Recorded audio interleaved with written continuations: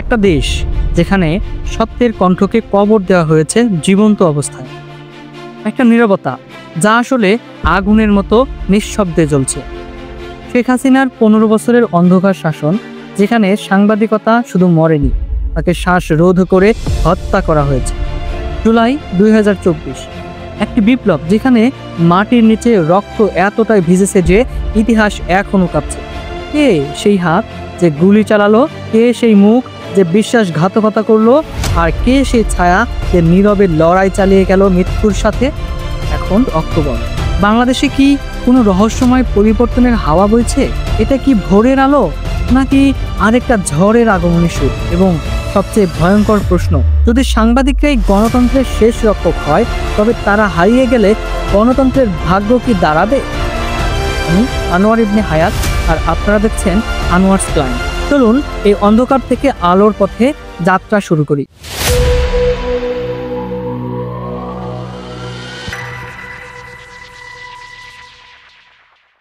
আমার দেশ, আপনার দেশ, এটা বাংলাদেশিদের দেশ, অপরূপ সৌন্দর্যের এক লীলাভূমি। কিন্তু হঠাৎ এক ডাইনি এসে এই সৌন্দর্য কলুষিত করলো। যেখানে সত্যকে শুধু চুপ করানো হয়নি, তাকে শ্বাসরোধ করে হত্যা করা হয়েছে।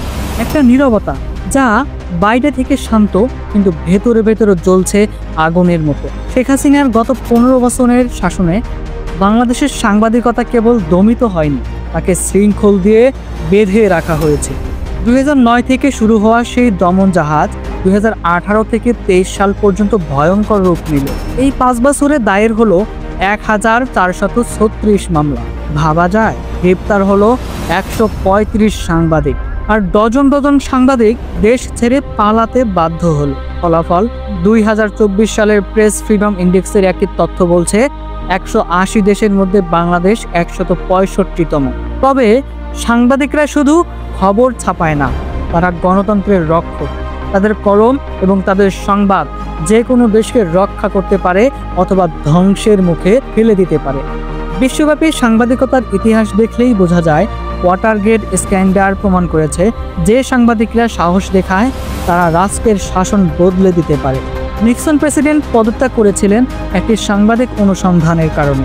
বাংলাদেশেও সাংবাদিকতার প্রভাব অস্বীকার করা যায় না। দ্য ডেইলি স্টারের অনুসন্ধান প্রকাশ করেছে 100 কোটি টাকার দুর্নীতি। নেট্রা নিউজ নির্বাসন থেকে সত্য প্রকাশ করেছে, যা 2024 সালের বিপ্লবে অগ্নিপথ আলোকিত করেছে। চলুন আরও কিছু ভয়ঙ্কর তথ্য দেখে আসি। বাংলাদেশ প্রতিদিনের কিছু প্রতিবেদনে বলা হয়েছে, জনশক্তি রপ্তানি কেলেঙ্কারির মাধ্যমে, অর্থাৎ মালয়েশিয়ায় জনশক্তি পাঠানোর নামে প্রায় 1149 কোটি টাকা আত্মসাৎ ও পাচারের মামলা হয়েছে। খবরটি প্রকাশিত হয়েছিল বাংলাদেশ প্রতিদিন 15 সেপ্টেম্বর 2025। এছাড়াও সন্তানের পড়াশোনার খরচ দেখিয়ে টাকা পাচার, এই শিরোনামে এক বেলায় 400 কোটি টাকা বিদেশে পাঠানোর অভিযোগ প্রকাশিত হয়েছে 10 মার্চ 2025 এই প্রতিবেদনে। বিপুল অর্থ পাচার, এই প্রতিবেদনে বাংলাদেশ ব্যাংকের গভর্নরের তথ্যে বলা হয়েছে, গত সময়ে প্রায় 18 থেকে 20 বিলিয়ন ডলার, যা বাংলাদেশি টাকা 2 লক্ষ কোটিরও বেশি টাকা পাচার হয়েছে। বাংলাদেশ প্রতিদিন 21 জুন 2025। আইসিটি প্রকল্পের দুর্নীতি, প্রায় 8 থেকে 9 হাজার কোটি টাকা ব্যয়ের 33টি প্রকল্পে বড় ধরনের অনিয়ম ও অপচয় ধরা পড়েছে। বাংলাদেশ প্রতিদিন 11 জানুয়ারি 2025।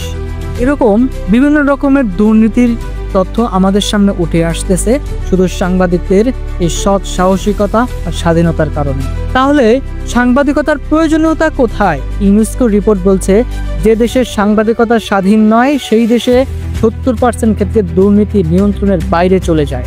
সাংবাদিকতা হলো সেই শক্তি যা কেবল সত্য জানায় না, সে সমাজকে সচেতন, সুস্থ ও শক্ত করে তোলে, যার প্রমাণ আমরা পাবো জুলাই বিপ্লবে। চলুন ঘুরে আসি সেই রক্তক্ষয়ী সংগ্রাম থেকে। 2024 জুলাই, ঢাকার রাস্তায় গর্জে উঠল ছাত্ররা, কিন্তু সেই গর্জন চাপা পড়ে গেল গুলির শব্দে।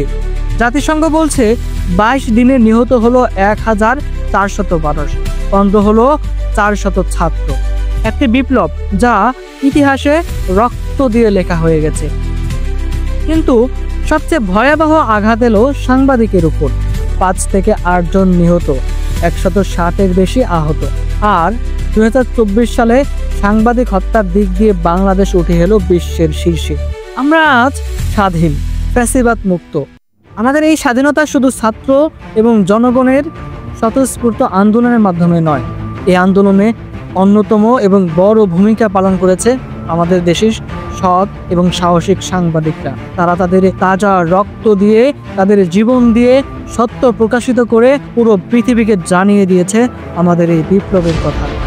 এরপরে এলো 2025, অর্থাৎ মোহাম্মদ ইউনূসের অন্তর্বর্তীকালীন সরকার। প্রতিশ্রুতি ছিল পরিবর্তনের, কিন্তু বাস্তবতা কি বদলালো? রিপোর্ট বলছে 2025 সালের সাংবাদিকদের উপর হামলা বেড়েছে 230%, টার্গেট হয়েছে 878 সাংবাদিক, প্রেস কার্ড বাতিল করা হয়েছে 59 জনের। আর নতুন আইন যা স্বাধীন সাংবাদিকতার গলায় ফাঁস হিসেবে নামছে। হ্যাঁ, র্যাঙ্কিং কিছুটা বেড়ে 149-এ এসেছে, কিন্তু ফ্রিডম হাউস এখনো বলছে বাংলাদেশ নট ফ্রি, আমরা এখনো স্বাধীন হতে পারিনি। এখন প্রশ্ন হলো, যদি সাংবাদিকদের কণ্ঠ পুরোপুরি নিভে যায় তাহলে গণতন্ত্রের ভবিষ্যৎ কি হবে? সাংবাদিকতার শক্তি কি শুধু সংবাদ প্রকাশে? না, সাংবাদিকতা হলো সেই অস্ত্র যা জনগণের চোখ এবং জনগণের কণ্ঠ, যা সরকারের ভুল ও ক্ষমতার অপব্যবহার উন্মোচন করে। বিশ্বের সাংবাদিকরা প্রমাণ করেছে, যে সমাজে সাংবাদিকদের স্বাধীনতা থাকে সে সমাজের দুর্নীতি, ফ্যাসিবাদ এবং অন্যায় ধ্বংস হয়ে যায়। আর যেখানে সাংবাদিক নীরব থাকে সে সমাজে অন্ধকারের ছায়া নেমে আসে। বাংলাদেশ আজ এক মোড়ে দাঁড়িয়ে, একদিকে আলো, অন্যদিকে অন্ধকার।